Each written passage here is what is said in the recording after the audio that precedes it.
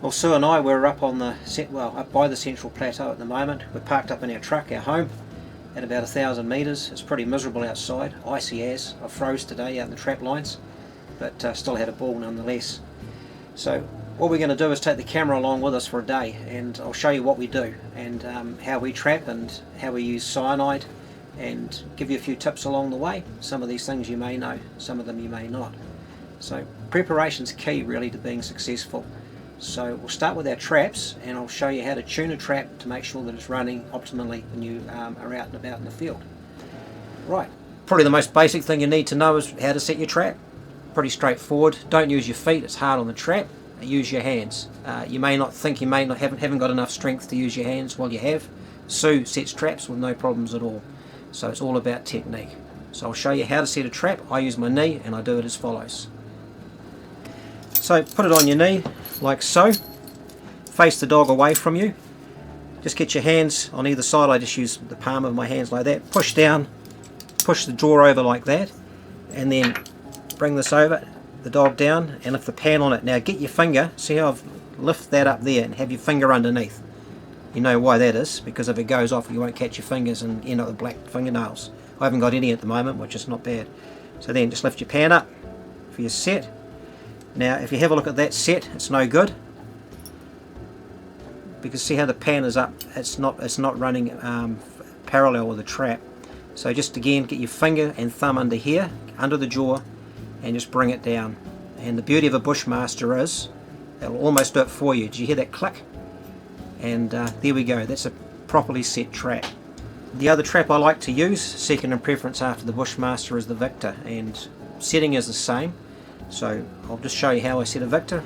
So having the pan facing towards you, pull the jaws down like that, bring the dog over like so and down, and then whoops, and then lift the pan up, and you're set.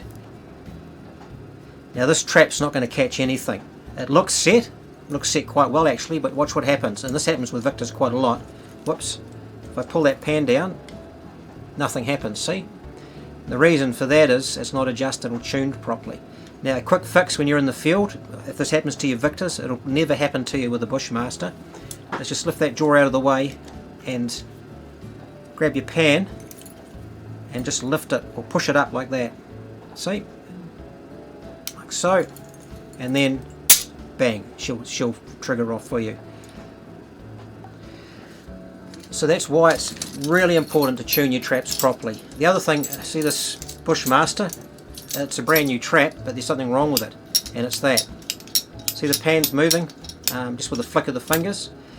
That pan should have enough tension on it so it takes about 500 grams to trigger it. That way you won't catch rats and you won't catch possums by their toes.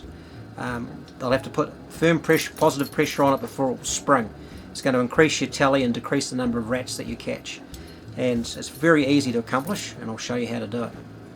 Okay, so we want to adjust the pan so it takes at least 500 grams to trigger it. What I use is a pair of long nose vice grips, carry those in my field pack, and I've got a little screwdriver which does the job really well. So just grab your nut there, like so, and turn your nut. And periodically just check the tension on your pan, it's not enough there yet. It's about right there I think. Yeah, that feels good. So until you have done it a few times, get yourself a 500 gram weight, set your trap, and if it doesn't trigger it, that's great, and if you get a 600 gram weight on there, it does, you're about right. So there's good positive tension there now. So this trap's ready to go.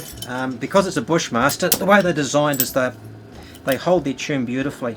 So again, if you can see that, see there's a little dot there, that's where your pan sits. The pan is nice and level, that trap is all ready to go. Right, we'll turn to the Victor next. The Victor is exactly the same, just tighten that pan. The reason I use vice grips is the nut sizes are different between the Victors and unfortunately and the Bushmasters, so carrying two spanners is a pain, so I just carry a pair of vice grips and this screwdriver. So again, just tune that by tightening there, and I can feel straight away that's great.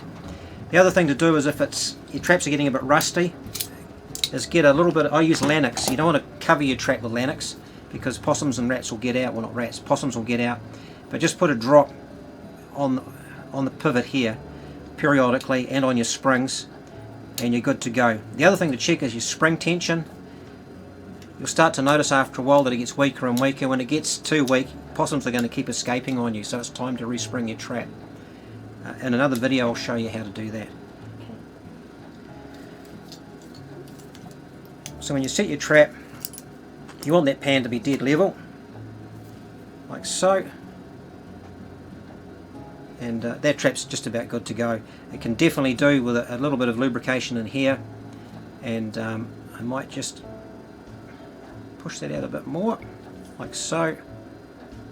Yeah, no, I'm happy with that. So the tension's right, the set's right, that trap's good to go. So when I set that tomorrow, it'll be, I'll have confidence in it. Okay, next we'll go to the kitchen and I'll show you how to make a really good lure.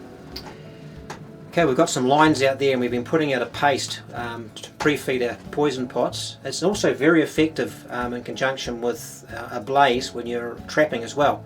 Possums will linger around your trap a lot longer as they chew the lure off the tree. They'll even chew the bark off if they like it that much. This is a really good brew that I'm making here, one of my favourites. You've probably seen my other video where I show you how to make different lures. If not, have a look at it, it's there.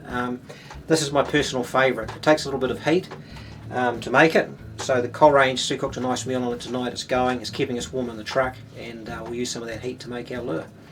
So don't go and buy the expensive stuff you see on Trade Me or these people try and sell you by the kilo. Make it yourself. Go to the supermarket, get yourself, if you're doing quite a bit like we are, we just get a big container of margarine. I don't know how much that costs, Sue? $8 or $9. $8 or $9. Get a couple of good dollops of it and chuck it in your pot. Alright, obviously to melt.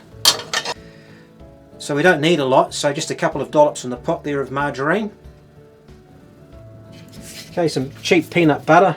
I don't know what brand that is, it's been kicking around in the surf for a while, as you can see. I like smooth because when you squeeze it out of the bottle it's a lot easier. So give that a couple of good dollops. You want to give the possum the best last meal they've ever had in their life. It's the least you can do for them. So chuck that in. And I'll probably do one more of those. And then you melt that together. Just a little bit more. Another spoonful. Pays to have an understanding wife when you're doing this in the kitchen. There's nothing toxic here.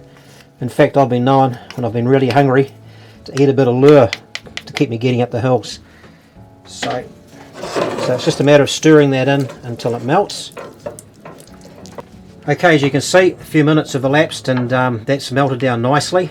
We've got a nice liquid base there now, and now just get a bit of icing sugar. This is an imprecise science, so just chuck a bit in, a few tablespoons. It just gives it a bit of zing, really, more than anything. And if you want to put a essence in, you can do that. Put aniseed in or whatever. Just got that all over the floor. Sue was just giving me a funny look. I'll have to sweep it up or I'll be in trouble. So just stir that in until that's gone. Okay, now again I use a peanut butter lid, scoop, whatever's at hand. You want to thicken this up a little bit, but not too much. So maybe just over a heaped and a half peanut butter lid should do us. And then we stir this in with a little bit of oil. Find the cheapest, just find the cheapest oil you can at the supermarket. Not motor oil, of course. Don't think the possums will like that too much. And just chuck a bit of oil in here. Now the reason I'm using a margarine based oil is that it gets very cold up here below zero and it'll freeze solid. With oils it won't. And the possums are craving fat at the moment and they just love this stuff. If you've got a favourite tree at home and you're trapping possums, don't put this on it, because what they'll do is they'll chew the bark off trying to get at it. They like it that much. So without insulting your intelligence, we'll just keep heating that and stirring it until it thickens up. You should be able to see that okay. And then I'll put that into the squeegee bottle that I've got, and then we'll be all ready to go in the morning. So there you go, possum lure, and you'll be surprised at how effective it is.